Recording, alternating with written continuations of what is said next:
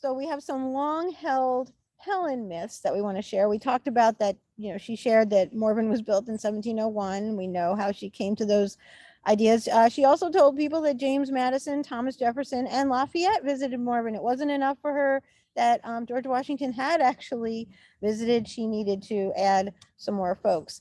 One of her favorites. Oh, General Cornwallis. Helen contended that Cornwallis was in Princeton and that Morven was his headquarters.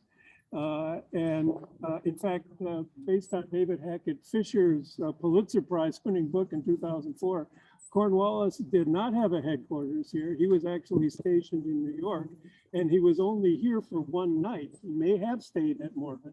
We can't say for sure, the night of January 1st to January 2nd. But this was certainly not his headquarters. The local commander who was in charge, a guy named Alexander Leslie, was actually in the president's house, what's currently the McLean House.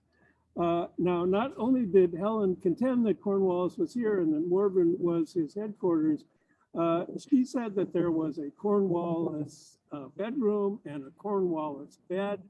And she pointed this out to people for years.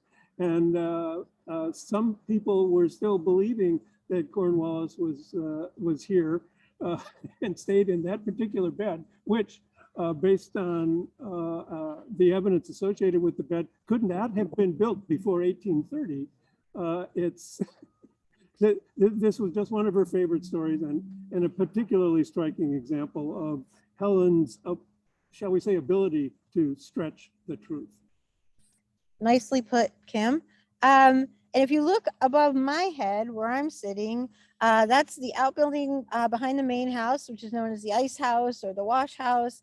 But when Helen spoke about it, it was the slave quarters. And we know that it could not have in any way